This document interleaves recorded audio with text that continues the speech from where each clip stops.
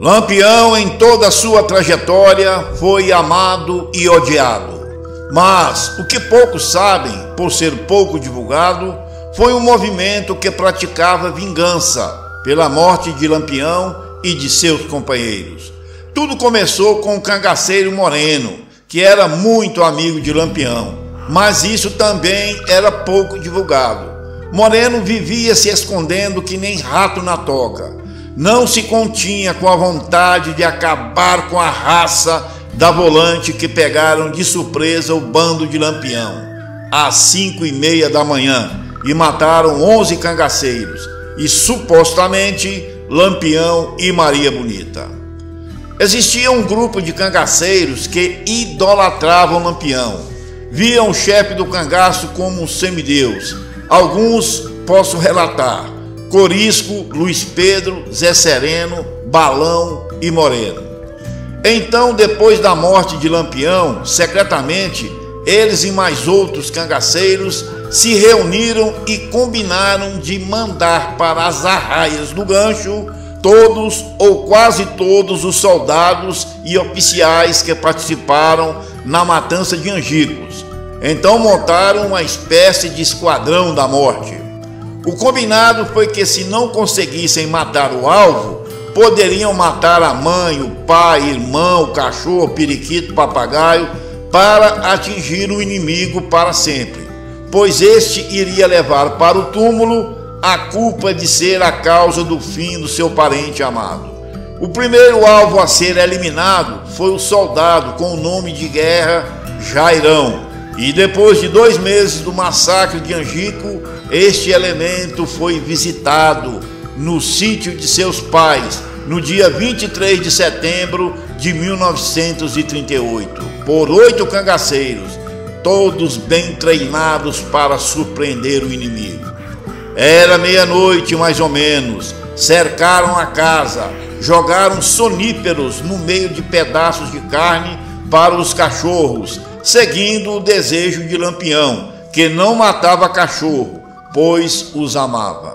Agora estavam livres dos cachorros. Depois de comerem um bom pedaço de carne, os cachorros dormiam que nem anjinhos. Os Vingadores ficaram bem escondidos e usaram outra estratégia de Lampião. Jogaram pedrinhas na porta e nos telhados. Ninguém apareceu. Jogaram novamente. E quando alguém abriu a porta da sala, tomou 3 punhaladas certeiras nas costas e de lateral. Foi o pai do soldado que foi eliminado. Como o soldado estava sozinho agora, percebe que se não fugisse dali, seria finado também. Agora o jogo virou. Era o sertanejo que corriam para o mato quando a polícia atacava. Agora é o policial que corre para o mato. Os cangaceiros, sedentos por vingança, mataram também o irmão do soldado Jairão. Este tentou fugir, mas foi pego pelos Vingadores. Jairão talvez se arrependeu de ter nascido. Foi despachado para o inferno no cacete. Pense numa surra de cacete.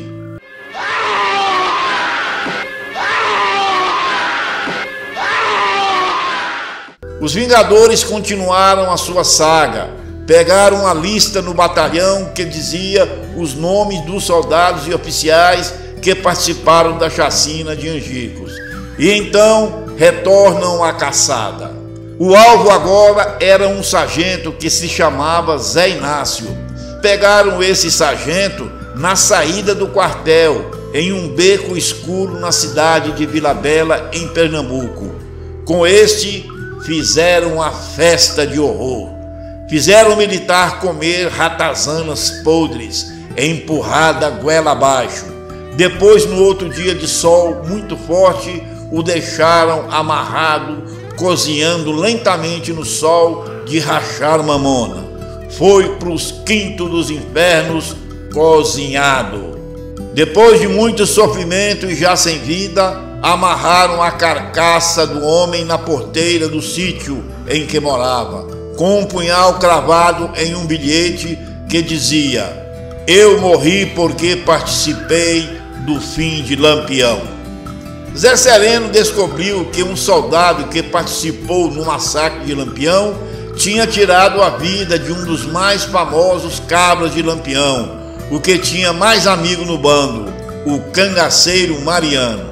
Mariano foi morto depois de lutar ferozmente, mas mesmo ferido, mandou para o inferno 3 soldados. Mariano morreu sentado ao lado de um cupim, com 5 tiros em todo o seu corpo. Não se sabe como ele conseguiu atirar até as balas se acabarem. Então este soldado covarde o matou a bala, sentado, desarmado e muito ferido, sem condições nem de levantar o braço, pois já tinha se passado horas desde os ferimentos. Nessa fase agora vai aparecendo as dores e o inchaço, e o baleado não consegue nem se mover, muito menos atirar. Mariano morreu sem pedir pela sua vida. Era um cabra macho, um valente fervoroso de Lampião, mas conseguiu criar forças para dizer as suas últimas palavras a este soldado assassino que o matou covardemente. Essas foram as últimas palavras de Mariano, disse o comandante da Força Volante, Zé Rufino, muitos anos depois. Até mais! Eu te vejo no inferno. Relatos de Sila, a ex-esposa de Corisco. Ela visitou o ex-comandante de força, o então famoso tenente Zé Rufino, agora coronel, já muito doente, perto do fim. Rufino dizia que não se sentia muito bem em matar cangaceiros prisioneiros, mas que as ordens eram essas e que às vezes não tinha condições de sustentar nem os próprios soldados. Se as ordens eram para matar, ele matava. Uma vez Zé Rufino deixou ir embora um cangaceiro mirim de 12 anos de idade. Isso aconteceu em um fogo na fazenda Caibeira. O pequeno cangaceiro não deu conta de fugir, porque torceu o pé e ficou sem poder se levantar. Zé Rufino se aproxima e lhe disse em tom mais alto: "Isso lá é tamanho de cangaceiro? Se tirar as caças, deva de ter fralda e toda borrada." Depois perguntou ao menino o porquê de estar acompanhado de cangaceiros e se ele tinha pai e mãe. Então o menino disse: Eu segui os cangaceiros porque um soldado matou meu pai. Eu não tinha mãe e nem parente. Fiquei jogado na rua, que nem cachorro sem dono, comendo o resto que me dava. Aí eu segui os cangaceiros, que pelo menos não me humilhava e me dava comida boa. Mas eu não queria ser cangaceiro, eu queria ser doutor. O rapazinho se chamava Percival Barros de Oliveira, e ao ouvir aquilo do menino, Zé Rufino percebeu que o pequeno não tinha jeito para ser cangaceiro e disse ao menino: "Olha bem na minha cara, menino. Eu vou te deixar na primeira fazenda que eu encontrar e vou dar ordem para cuidarem de tu. Mas se eu te ver andando com um cangaceiro de novo, eu mesmo acabo com tu. Vice, moleque?" E o menino disse que nunca mais ia acompanhar cangaceiro. Zé Rufino mandou colocar o menino em cima de um pangaré e o deixaram em uma fazenda próxima. Muitos anos mais tarde, Zé Rufino, em seu leito de morte, disse que só há pouco tempo soube que o menino que ele deixou em uma fazenda, o Percival Barros de Oliveira, era um conceituado médico em Recife. O menino foi adotado por uma família rica. Zé Rufino disse que ficou alegre em ter contribuído um pouco para tirar o menino do cangaço. Zé Rufino estava sendo estudado se seria alvo ou não do grupo de vingadores de Lampião. Se o militar não participou da chacina de Angicos, mas era o comandante da Volante que matou o cangaceiro Mariano na covardia. Espiões do grupo de vingadores perceberam que o agora coronel Zé Rufino estava enfermo, à beira da morte em sua casa, em estado terminal, esperando o fim em sua cama. E não tinha guardas armados em sua volta. Seria um alvo fácil. Na reunião dos Vingadores, a maioria dos membros decidiram deixar a empreitada de lado. Não valia a pena, já que não seria honra nenhuma chutar cachorro morto. Lampião às vezes fazia isso. Passou muitos anos atrás do velho Nogueira, um homem que prejudicou muito a sua família. E quando o encontrou na fazenda Pau Preto, viu um velhote fraco até para falar, tossindo muito, com aspecto de doente. Mal andava, se arrastava apoiando em sua bengala.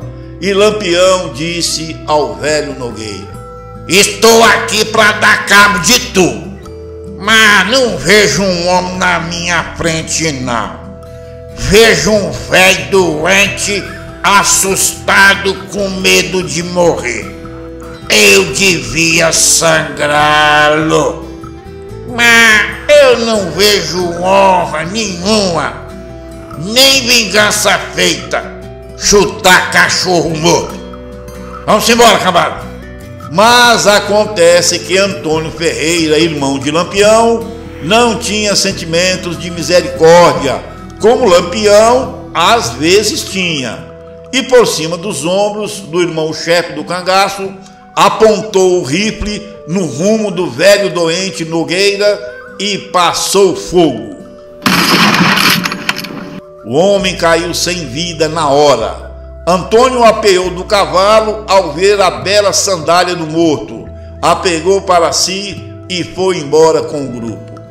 Em 1939, o grupo de Vingadores é desfeito, porque estavam quase sendo descobertos pela direção da polícia, e isso poderia prejudicar os cangaceiros que se entregaram.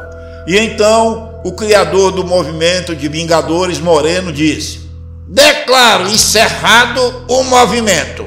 Fizemos o que estava ao nosso alcance. Viva Lampião! E que cada um cuide da sua vida." Quem quis se entregar, se entregou. Outros preferiram cair fora, para longe do Nordeste, como foi o caso do cangaceiro Moreno e sua companheira Durvinha e outros. A primeira vingança pela morte de Lampião foi sob as ordens de Corisco, que exterminou quase uma família inteira de supostos colaboradores da polícia, que deram informações de que Lampião estaria na Grota do Angicos. Depois foi descoberto que a família não delatou Lampião, morreram inocentemente. E quem delatou a família foi o ex-coiteiro de Corisco, o Joca Bernardes, que sumiu no mundo depois do acontecido. Em 1940, quando Corisco decidiu fugir do cangaço, aceitando o pedido de Cila, sua companheira, mas aí foi tarde. Corisco foi pego pela força de Zé Rufino e morto. Zé Rufino poupou a vida de Cila. Cila visitou Zé Rufino em seus últimos dias de vida. Estava ele condenado à morte, com seu coração muito fraco e debilitado. Cila foi lhe agradecer por ter poupado a sua vida e que não guardava rancores, pois estava de lados opostos.